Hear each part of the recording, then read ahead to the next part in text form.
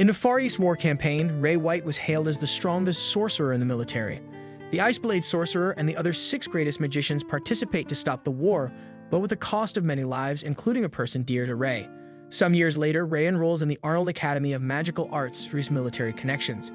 As soon as he enters the academy, he gets discriminated from nobles for being an ordinary boy, especially by Albert Allium, who shows nothing but hostility toward him.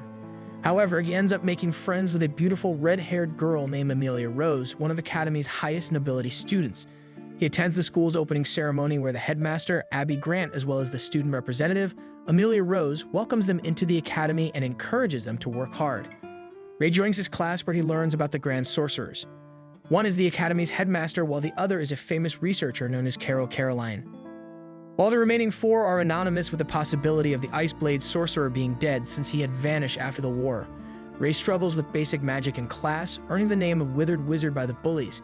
He meets with his classmate Elisa Griffith, who is a half-elven girl in the library and does nothing but compliment her, making her blush. He then meets his roommate, Evie Armstrong, who only accepts him after they show each other muscles. Seeing how strong he is, he ends up becoming his best bro. Ray later goes to attend a meeting with his principal, who is his commander in the military, but on the way bumps into Clarice Cleveland, another high nobility who also becomes his friend when he compliments her pigtails. Ray attends the dulling practice where his opponent is Albert. Albert gets overconfident in his abilities and tries to beat Ray, but he turns out to be an excellent swordsman. He easily deflects Albert's attack and breaks his wooden sword. Albert sinks to his knees in despair, unable to believe himself. Wider noises can be heard from Evie and Ray's room late at night. One might mistake them for doing inappropriate things to each other, but they were just exercising. Ray tells Eve that now that he's here, he will take full advantage and join 2 clubs. The first one is Evie's club, the Environmental Research Club. It has nothing but naked muscle heads who sit in a sauna and seek dangerous places to train in. Ray gets accepted by them once he shows them his amazing muscles and gold hunter license card. He also joins the gardening club that is under the student council president Rebecca, whom he had met a few days back on his morning jog. However, the club secretary, Diana, thinks Ray is nothing but a pervert since the club has only girls in it and he has his eyes on Rebecca. Rebecca tells Diana to conduct his interview, and if he is not worthy, he will not join. She gives Ray White a garden to fix on top of a building in a week without taking any help from anyone. The soil for it is depleted and full of weeds and requires a lot of care. Despite that, he succeeds and Diana has to pass him. Rebecca suggests that Ray should compete in the Sword Sorcerer tournament since he is a good fighter. Abby calls Ray and informs him that a spy has infiltrated the academy and he must be taken care of, which he agrees to do. On his way back, he meets Clarice looking at bugs and is fascinated by the fact that she likes something like this. Clarice is surprised by the fact that Ray considers her a friend since she never had any before.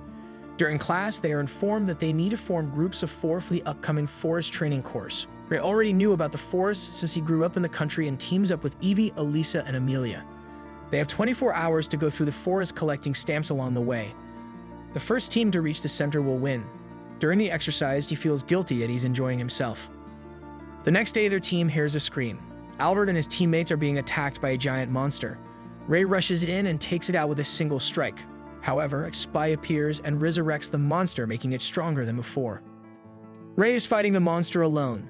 It appears to be too tough for him to beat without any power. Just when he is about to use it, the rest of his team steps in. They knock the monster back with a giant rock, allowing him to cut it in half, killing it.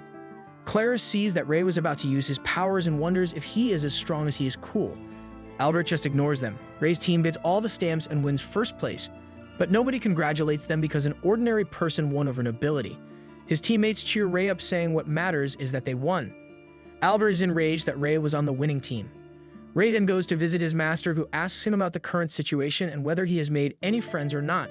She forbids him to use his powers since he will not be able to control them properly, revealing that she gave him her Iceblade powers. She tells Ray that a rumor is spreading that a shady organization wants to recruit her, but she burns their invitation and warns him to be wary of them. She tells him to bring his friends next time and hands him a book. Back at the academy, Ray runs into Elise, who is going to the library. He asks if he could join her, to which she agrees. Thinking that it's a date, she quickly changes into new clothes to impress him. Ray says that she looks beautiful. After going to the library, Ray spots Clarice hiding behind a corner and invites her to lunch with them, where she and Elise become friends. After they leave, Ray runs into Amelia, who's jealous that he has been hanging out with others. She forces him to go shopping with her. During clothes shopping, a spider comes in front of her and she runs out screaming in her underwear toward Ray. Realizing what she had done, she quickly goes back inside the changing room. In the forest, the spy gives Albert something that increases his powers. Diana hands Ray the spare key to the club room, telling him to go there since the others won't be there today except for Rebecca. He goes into the club room and sees Rebecca changing clothes. He quickly apologizes and closes the door, noticing that she likes rabbits. She tells Ray to forget about what happened and teaches him how sorcery is related to plants. She asks whom he is supporting in the tournament, and he says it's Amelia. During the practice duels, Amelia asks Ray to be her opponent. Ray fights her only to drop his sword in the end when he realizes that he might up hurting her. During lunch, Albert asks Ray to fight him. He takes him and his friends to a remote area where they can fight with sorcery. However, Ray notices that he is filled with rage and easily destroys his spells. He falls down defeated. Amelia asks Ray who he was. Just when he is about to answer her, everyone falls to the ground except Ray. The spy appears in front of them, who is their very own teacher. He tells them how he had been farming Ingram from students' brains by acting and leading them astray. Ray tries to fight her, but she targets his friends. Seeing that he has no other options left, he activates his Iceblade powers, saving them all. He then dispels all of her attacks and cuts her ankle with a blade. Seeing that Ray finally has her cornered, she takes out a needle and pushes it into her brain, turning into a monster. The barrier around the battlefield disappears, and so does the spell holding everyone down as Ray continues to fight the monster. He dispels every attack easily since the monster is using fire attacks. However, his body is slowly turning into ice. Ray decelerates every attack in time to dispel it. The monster pulls back and decides to charge with everything it had at Ray. However, just when it gets close enough and breaks Ray's sword, he uses anti-material code to summon an ice tornado. It engulfs the monster, injuring it before sealing it in ice. Ray then deactivates his powers after he sees that everyone is oak and falls unconscious. His mind wanders back to when he was found by Lydia, his master's company.